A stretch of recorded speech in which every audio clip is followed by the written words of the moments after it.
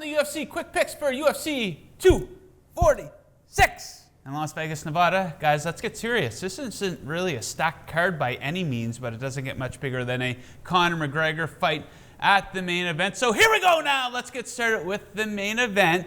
We have McGregor coming in as a minus 335 favorite versus Donald Cerrone coming back at plus 255. I like McGregor. I like him quite a bit, but he's quite a bit overvalued in my opinion. There's some red flags around the guy. I think he's going to win. I think he's going to end this one quickly, and that's why I like under 1.5 rounds coming in at right around even money, which is pretty damn good value. The reason why I like this, you look at Conor's career, 15 first-round finishes. You look at finishes in the first and second round, that number goes all the way up to 21. Donald Cerrone, he doesn't win big fights. He actually gets obliterated in big fights. 2 of them this year already to Ferguson, Justin Gaethje. They both beat him up pretty good. His lone UFC title shot against RDA, he got beat up pretty good in the first round there. You know, people talk about McGregor, the critics, they want to talk about the guy like the sky is falling. He only has 2 losses in his UFC career. Meanwhile, Donald Cerrone has 2 losses since June. And another reason why I do like this bet, either fighter can win, so it does leave the door open for a Cerrone upset. So under 1.5 rounds, coming in at even money. What do you like? So I like your idea of going round betting. However, I don't like the under. I like over 2 rounds, and you're getting this at about plus 130. People are talking about this first round finish. Since moving up from featherweight, Conor doesn't have a first round finish. Even though he abused Eddie Alvarez in that fight, which he did, absolutely looked terrific, it went to the second round. And I just look at these things. We're going up to 170. He did not finish Nate Diaz in either of those fights. He dropped him, yes. He does not have that power to finish a guy. And is he going to go to the floor after he knocks him down? No, he ain't going down on the floor. It's going to come back up to the feet. He's not going to knock Cowboy out. That's not happening. He's not going to play with him on the floor. I think this is going to be a later fight. Additionally, Conor keeps talking about doing this Khabib fight again. If he goes in there and finishes him in the first round, does this give us any excitement to fight Khabib again? Yes. No, the cardio will still be in question. That does he get to the 4th round, tire out again, neck crank? I think he wants to get in a few rounds, get some conditioning. I see this going as a later fight, over 2 rounds, plus 130. See, I disagree. I don't think he wants to get in there and risk playing with his food. McGregor is a notorious fast starter, pun intended. Yes. Whereas Cerrone is a notorious slow starter, so I think it's just a clash of those 2 things right there. I think McGregor's gonna blast him. What do you think here, bud? Yeah, you cite that he doesn't have the power to put guys away at welterweight. Well, he has 2 welterweight fights, both against the same guy. He's 1-1, and one was a majority decision that could have went the other way. Both against Nate Diaz, who has a chin of stone. So I don't think that's a big enough sample size against Nate Diaz at welterweight. He didn't even knock out Eddie Alvarez either.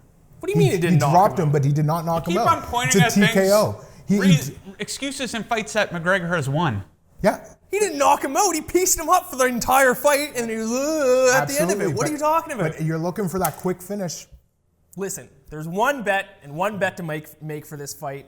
Conor McGregor in the first round. He's back. You can get it at plus 200. It's not even going to be close.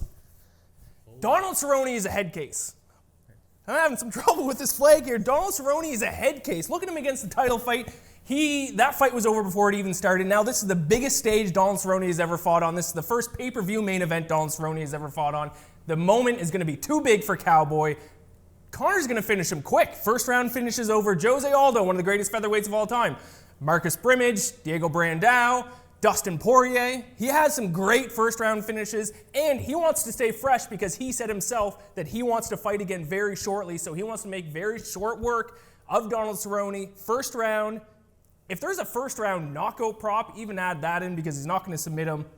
Plus 200, McGregor in the first. It'll be very quick, very easy for Conor McGregor. Those wins you mentioned were all against short people. So using the word short was fitting there. He was fighting featherweights. This is 170. He doesn't have the power. Also, this is the first kickboxer he has faced since Dennis Siver, and this is absolutely important. Dennis Siver landed 30 leg kicks in their fight. Dennis Siver isn't even close to Donald Cerrone. Cerrone finished him in the first round. It took Conor into the second. These leg kicks are going to accumulate. It's going to slow Conor down. He's going to get frustrated. This is going to take some distance. And you know what? A little sprinkle on Cowboy by decision. decision. Plus Okay, 800. so now you're going there. Okay, so you know who now- else had great kicks? Jose Aldo. How'd that go? He 13 ran at seconds. him. He ran at him. I would counter with Cerrone's not going to have enough time to land all these kicks. So that would be my counter there. So some, where's the camera at here?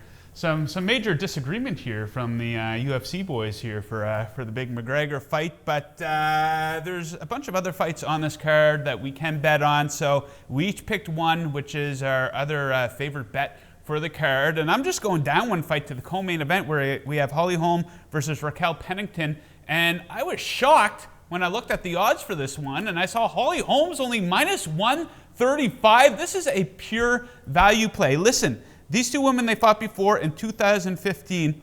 Holm closed as a minus 550 favorite for that fight. I know it was a close split decision that she won, but Raquel Pennington has done nothing to close the gap since then. She looks really bad in some of her fights. She looks like an absolute punching bag. So this pure value play, I know Holm, she is overrated in the grand scheme of things, but I think she is going to go in there and use her as a punching bag and take care of business. I love the value at minus 135. Yeah, Ian, I think you got a point to that. A fighter that's won a fight before. Yeah, exactly. Yeah, fighters who in the rematch, if they won the first time, I forget what exactly. Please the tell us the percentage is, exact number off the top of your head. But it is a lot higher of a win rate, and it's very profitable over the long-term history of the UFC. So I like that as well. Crazy number. Yeah. What do you like? So here? you guys know that I like to go with the early fight of the nights. Last time I hit the Soriano there in the curtain jerker. I'm going with the second fight of the night with Odie Osborne. I believe he's your cousin. He's making his UFC debut. He got a contract from Dana White's Tuesday Night Contender Series. This guy has a really fast and accurate jab. He's going against Brian Kelleher, who throws a lot of hooks. He likes to get in people's faces. I think that jab's going to keep him at bay. Also, he's got a 6-inch reach advantage in this fight. That's going to be crucial. He's going to be jabbing, moving, jab, jab, jab. Oh, I like your moves there. That's pretty good. So, Odie Osborne, you can get this guy at minus 140, and you and your cousin can have a few pops after a big win there. I kicked his ass a couple times growing up, but he's pretty good now. So Let's see those moves again, Scotty. Just, Let's see that. there you go. Look at that. There we go. You have a little sweat there. Yeah, felt the wind from that one. I'm going with another women's fight. I'm going to go with Claudia Gadelha. Perfect. Minus 120 over Alexa Grasso. I was actually big on Alexa Grasso before she came to the UFC, but her UFC career has not been very impressive. She's been 3-3 in the UFC with a loss over Felice Harrigan. Felice Harrigan, I mean, that's a tough loss to have.